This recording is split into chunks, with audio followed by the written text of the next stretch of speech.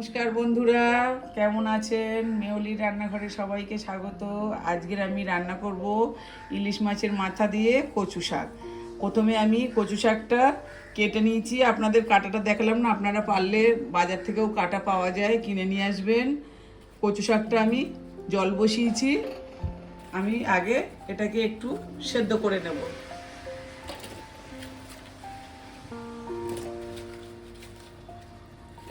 Minute 10 দিয়ে কচুটাকে আমি ভালো করে একটু সেদ্ধ করে নেব।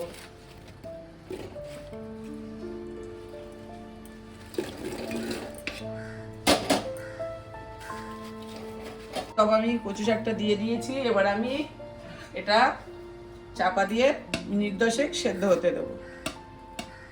সেদ্ধ হয়ে গেলে আপনাদের দেখাচ্ছি। বন্ধুরা, কচু শাকটা আমার সেদ্ধ হয়ে এসছে, আর একটুখানি পরে আমি এটাকে ঢেলে ছেঁকে নেব। ঢেলে ছেঁকে নিয়ে তারপরে আপনাদেরকে দেখাচ্ছি কতটা ভালো সেদ্ধ হয়েছে কচু শাকটা। দেখুন বন্ধুরা, কচু শাকটা আমার এইভাবে সেদ্ধ হয়ে গেছে। আমি ভালো করে ঢেলে এটাকে একটু জল ঝরিয়ে নিয়েছি ভালো করে। এবার আমি কড়া বসিয়ে দিয়েছি, কড়াতে আমি তেল দিয়ে দেব। তেল দিয়ে দিয়েছি। এবার মুড়োতে আমি একটু নুন মাখিয়ে নেব, একটু নুন আর একটু হলুদ মাখিয়ে নেব। আর আমি তেলে একেবারেই বসিয়ে দেবো, 5 ফোড়নটা দিয়ে দেব।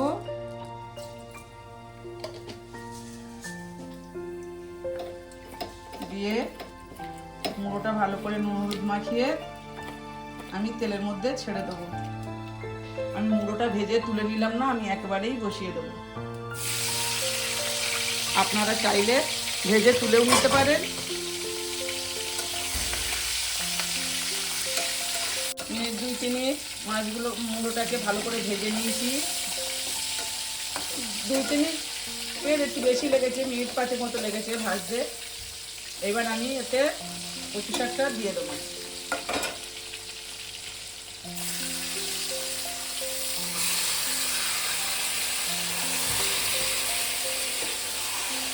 কচু শাকটা দিয়ে ভালো করে একটু উল্টে পাল্টে দিয়ে তারপরে আমি মশলাগুলো এক এক করে দেবো। এবার আমি মশলাগুলো এক এক করে দিয়ে দেবো।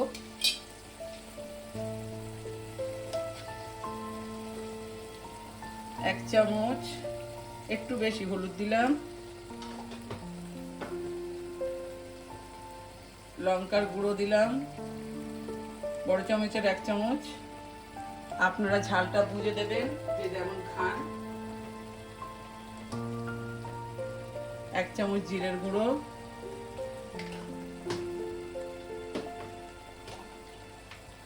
1 চামচ ধনিয়ার গুঁড়ো,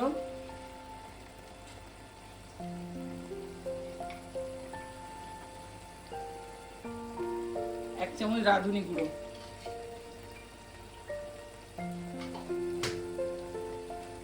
কচু শাকে একটু রাঁধুনি বাটা দেবেন, খুব ভালো লাগে। আমি গুঁড়ো করে নিয়েছিলাম। আর দিয়ে দেবো লবণ, আমি সেদ্ধ করার সময় লবণ দিইনি, পরিমাণ মতো লবণ।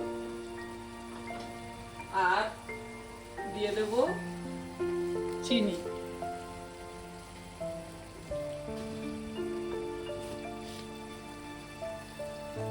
চিনিটা যে যেমন মিষ্টি খান তেমন দেবেন। এবার আমি এটাকে ভালো করে মশলাটা কষিয়ে নেব। আস্তে আস্তে মশলাটা আমি এর সঙ্গে কষাতে থাকবো।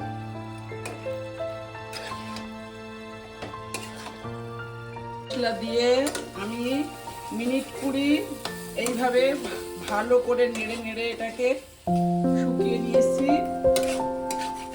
কারণ না, কচু শাকটা না ভালো করে শুকনো হলে গালে লাগতে পারে, আর রস রস থাকলে ভালোও লাগবে না খেতে। এইভাবে মিনিট 20 আমি কচু শাকটাকে করে নিয়েছি। দেখুন এবার কি সুন্দর শুকনো হয়ে গেছে। আপনারা বাড়িতে এইভাবে একবার কচু শাক